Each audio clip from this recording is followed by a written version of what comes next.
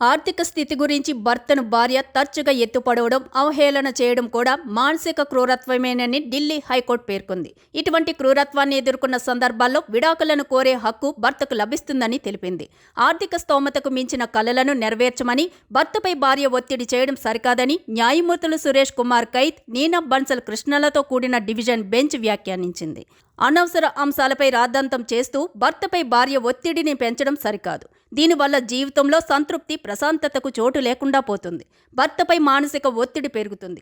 వైవాహిక జీవితంలో ఉన్నవారు తమ అవసరాలు, కోరికల విషయంలో ఆచితూచి వ్యవహరించాలని ధర్మాసనం తెలిపింది.